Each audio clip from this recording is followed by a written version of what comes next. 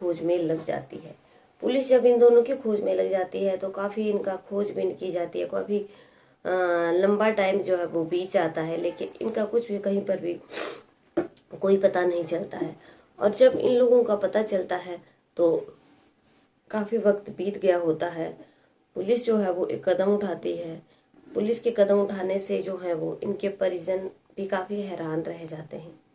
जी हाँ दोस्तों, राधे श्याम, आदाब, नमस्कार। आप सब लोगों का मेरे यूट्यूब चैनल पर बहुत ज़्यादा हार्दिक अभिनंदन है।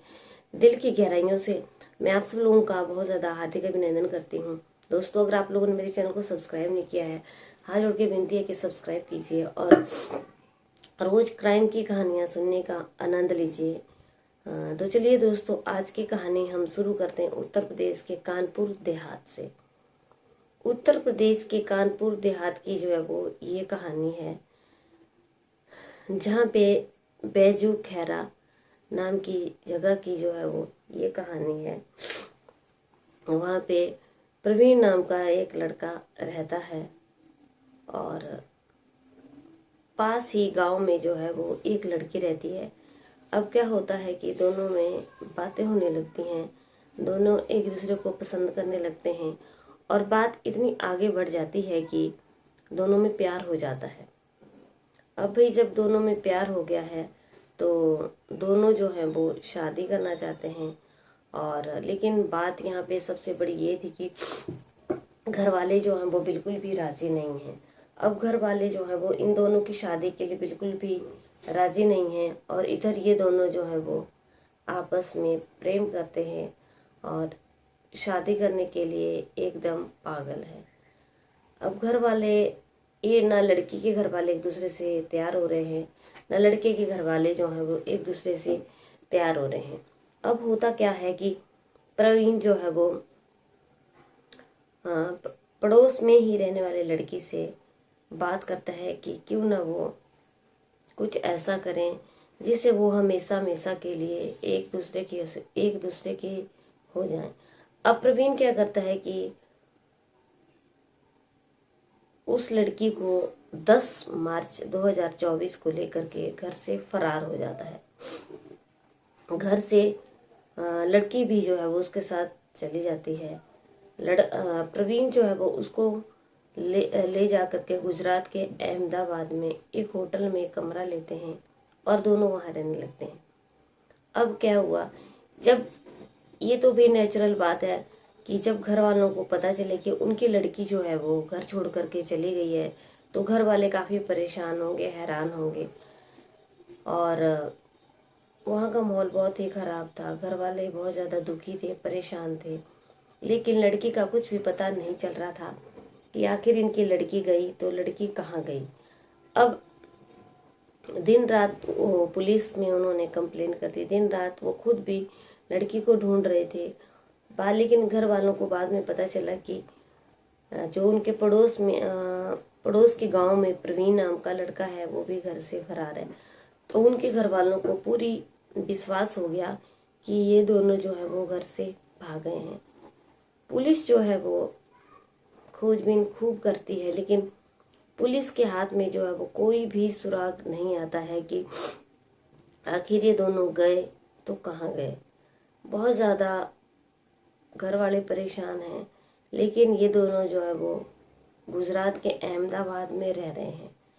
अब होता क्या है कि प्रवीण इस लड़की के साथ जीने मरने की कस्में खाता है और ये लड़की जो है वो प्रवीण के साथ जीने मरने की कस्में खाती है कि जीऊंगी तो उसके साथ, मरूंगी तो उसके साथ। अब होता क्या है कि पुलिस जो है वो अपनी एक टीम बनाती है और अपनी एक टीम बना करके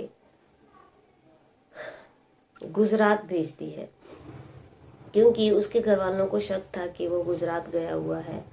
और पुलिस घर वालों के शक के आधार के और पुलिस जो है वो गुजरात के लिए अपनी एक टीम भेज देती है। जब पुलिस गुजरात के लिए अपनी एक टीम भेज देती है तो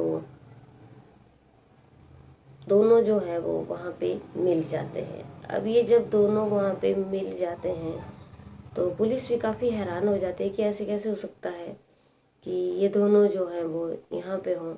और अब जब इन दोनों को पुलिस पकड़ करके गुजरात के अहमदाबाद से कानपुर देहात पुलिस स्टेशन ले आती है।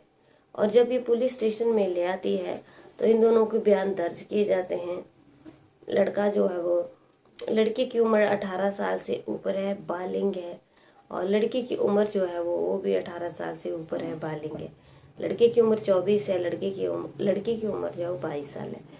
अब इन दोनों के बयान दर्ज किए जाते हैं और दोनों बयान में बताते हैं कि इन दोनों को एक दूसरे के साथ रहना है, एक दूसरे के साथ जीना मरना है, और दोनों जो है वो आपस में शादी करेंगे। अगर जिएंगे तो साथ, मरेंगे तो साथ।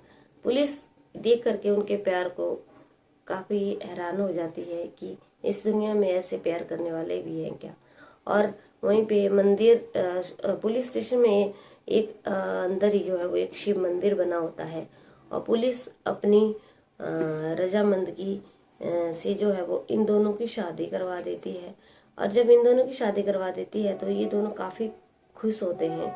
और उसके बाद जो है वो इनके घर वालों को बुलाया जाता है, और जब घर वाले बुलाए जाते हैं तो फिर घर वाले जो है वो खुद अपनी रजामंदगी से उनकी शादी करते हैं, और दोनों को जो है वो घर ले जाया जाता है, और दोनों की फिर आपस में शादी करवा दी जाती है। अब ये प्रवीण नाम का लड़का जो है वो उस लड़की के साथ बहुत खुशी खुशी घर वापस आता है, और 8 अप्रैल 2024 को जो है वो इन दोनों के घर में इनके माँ बाप अपनी रजामंदगी से शादी करवा देते हैं।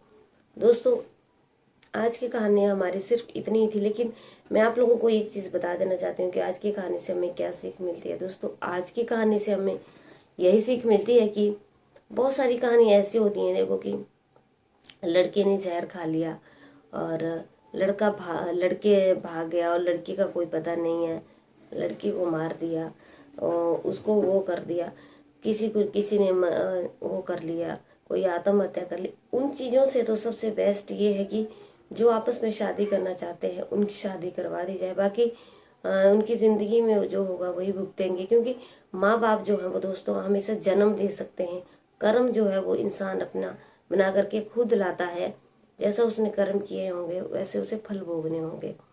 अब आज की कहानी में जो है वो इन दो माँ बाप जो है वो रेडी हो गए और इन दोनों की शादी करवा दी, और ये दोनों शादी करने के बाद जो है वो काफ़ी खुश हैं, काफ़ी अच्छा माहौल है।